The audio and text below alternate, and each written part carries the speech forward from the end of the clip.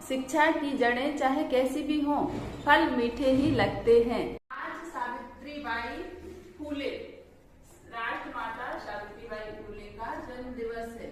तो उनके जन्म पर हम उनके चरणों में कोटि कोटि नमन करते हैं। भारत की पहली महिला शिक्षिका, अध्यापिका, टीचर जो है सावित्रीबाई फूले। हम सभी उनके चरणों में कोटि कोटि नमन करते हैं और उनका आभार व्यक्त करते हैं, उनका धन्यवाद करते हैं कि उनकी वजह से ही हम आज सब यहाँ शिक्षा प्राप्त कर पा रहे हैं, और खासकर हम बेटियां, कि उनका कितना बड़ा योगदान रहा है हमारे जीवन में, कि हमें विद्या ग्रहण करने को मिल रहा है, विद्या प्राप्त करने को मिल रहा है। बेटियां और महिलाएं शिक्षा से वंचित थी। हमें शिक्षा प्राप्त करने के लिए बाहर या स्कूल नहीं भेजा जाता था। 20वीं सदी की महत्वपूर्ण भूमिका निभाने वाली समाज सुधारक और समाज को एक सशक्त बनाने के लिए महिलाओं के जीवन में बहुत बड़ा योगदान रहा है। बेटियों को पढ़ाने के लिए इनके पति हैं महात्मा ज्योतिराव गोविंदराव फूले। सावित्रीबाई फूले के पति कौन है? ज्योतिराव गोविंदराव फूले। और इनका भी मतलब बहुत सपोर्ट रहा। जब तो इन्होंने इतना बड़ा क्रांतिकारी समाज में परिवर्तन लेकर आया, इतना क्रांतिकारी बदलाव लेकर आया है ना, जब उनके पति ने पूरा 100% साथ दिया कि वो मतलब हर जो भी काम कर रही थी उनमें उनका सपोर्ट किया और उन्हें आगे बढ़ने पर मदद की।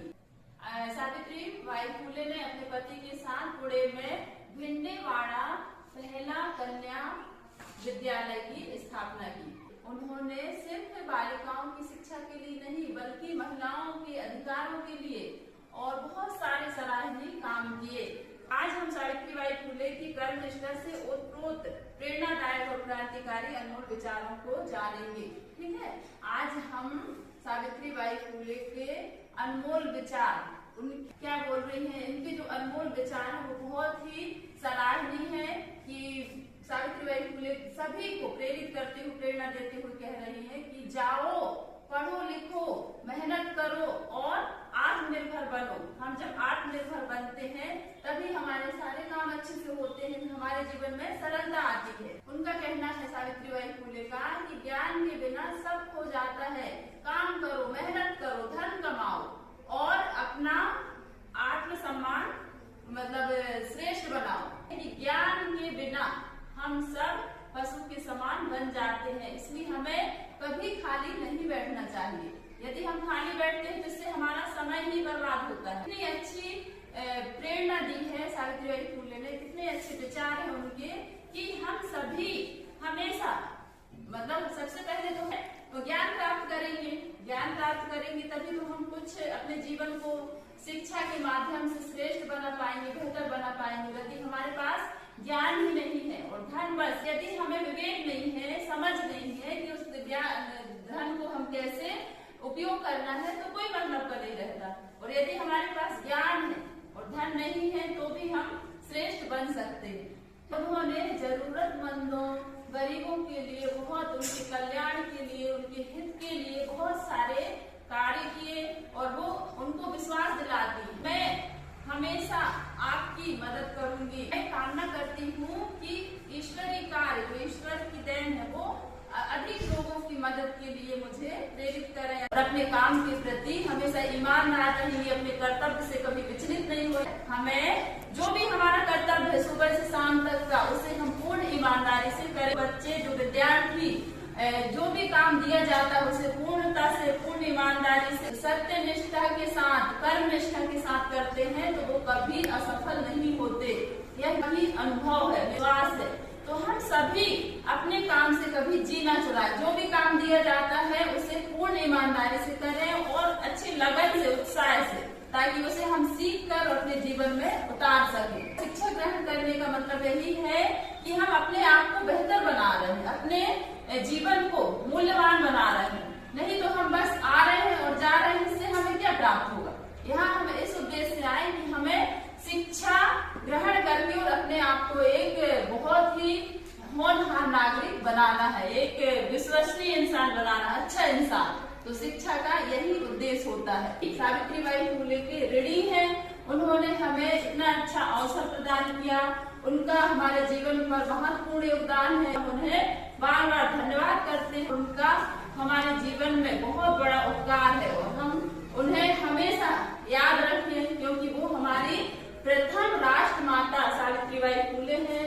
जब उन्होंने हमारे लिए अवसर प्रदान किया तो कम से कम हमारा क्या कर्तव्य बनता है कि उनके द्वारा जो दिए गए प्रेरणा है, उनके द्वारा जो दी गई सीख है, उसे अपने जीवन में उतारकर हम भी थोड़ा ना सही अपने आप को तो बेहतर बना ही सकते हैं। और जब हम अपने आप को बेहतर बनाएंगे तो 4 लोग और हम हमसे प्रेरित होंगे।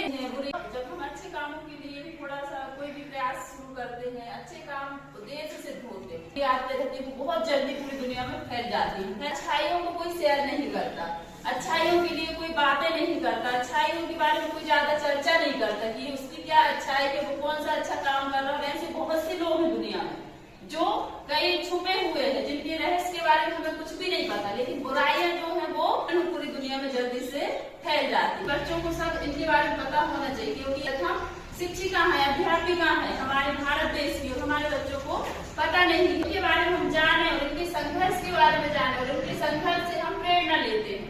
हमें प्रेरणा लेना है ताकि हम भी देश के लिए, सबसे पहले तो हम स्वयं के लिए कोई भी काम करते हैं अपने लिए।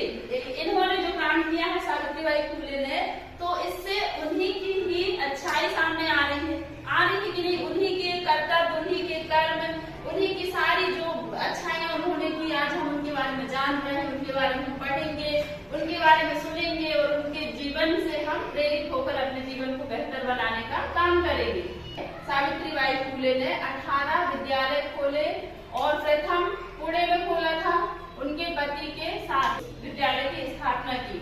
और जब ये स्कूल जाती थी बालिकाओं को पढ़ाने के लिए, तो रास्ते में लोग उनके ऊपर कीचड़ फेंका करते थे, पत्थर फेंका करते थे, और वो एक अपने बैग में एक एक्स्ट्रा साड़ी लेकर जाती थी ताकि साड़ी गंदी हो जाए, हमारे ऊपर कीचड़ डाल देगा, हम तुरंत लौट के घर चले जाएंगे। लोग जब उनके ऊपर कीचड़ फेंकते थे, पत्थर फेंकते थे, फिर भी वो हिम्मत नहीं हारी। उनके साहस को, हम उनकी सहनशीलता को प्रणाम करते हैं, नमन करते हैं। ये ऐसी महान समाज सुधारक। हम सभी छोटी छोटी चीजों से डगमगा जाते हैं और परेशान होकर उस काम को छोड़ते हैं ना, लेकिन उन्होंने कभी नहीं छोड़ा और अपने जो काम शुरू किया उसको लास्ट अंजाम तक पहुंचाया, और आज वो अपने पूरे भारत देश में उनका नाम स्मरण किया जा रहा है। तो हम ऐसी महान शिक्षिका के गुणों को थोड़ा ही सही पर अपने जीवन में उतारें और अपने जीवन को भी बेहतर बनाएं, ताकि हमारा भी नाम रहे अपने देश में, हमारा काम भी अपने नाम से जाना जाए कि उनका काम इतना अच्छा था।